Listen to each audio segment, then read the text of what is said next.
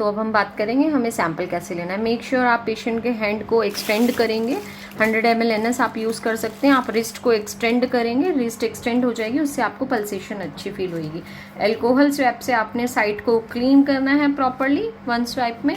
उसके बाद टाइम देंगे उसको, लेट इट ड्राई। जैसे ही वो ड्राई होती है आपकी प्री हेपेरानाइज्ड सिरिंज रेडी होगी।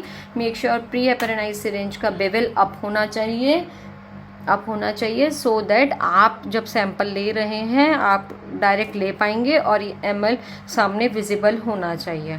तो आप आपने पल्स फील करी, इससे पहले आपको एलेंस टेस्ट परफॉर्म करना होता है जो भी बताया।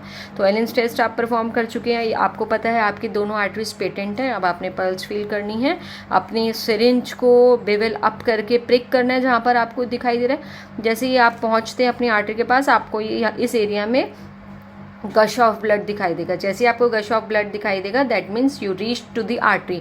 Hold your syringe, pull back, take the sample, और सैंपल लेते ही तुरंत आपको ड्राई कॉटन या ड्राई स्वैब यूज़ करनी है।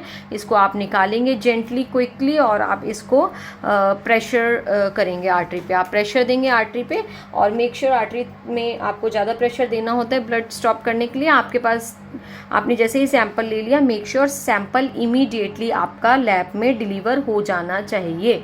अब लैब में जितनी जल्दी डिलीवर होगा उतनी जल्दी एक्यूरेसी आएगी आपकी सैंपल होने की।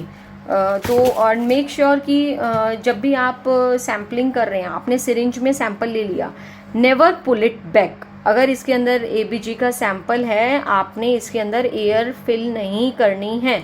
अगर आपको इसमें बाई चांस एक बबल दिखाई देता है तो आपको इसको 90 डिग्री अप करके इस तरीके से बबल्स को आउट करना है।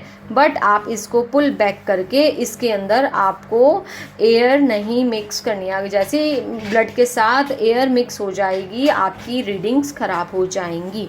तो मेक श्योर आपको इन बातों का ध्यान रखना है। और आप रूम टेम्परेचर पर ABG को आप 15 मिनट से ज़्यादा नहीं रख सकते, लेकिन वहीं अगर आप आइस पैक रख देते हैं नीचे और तब इसको कैरी करते हैं तो वही टाइम बढ़ के आपका 30 मिनट्स हो जाता है। तो आप मेक श्योर जैसे ही आप सैंपल लेते हैं उससे पहले ही आपके प्री आर्टिकल्स में एक आइस पैक भी आप रखेंगे सो दैट सैंपल लेते ही आप आइस पैक पे रखिए। और make sure billing and everything आप उससे पहले करवा के रखिए सो दैट सैंपल लेते ही ये ट्रांसपोर्टेशन के लिए रेडी हो जाए।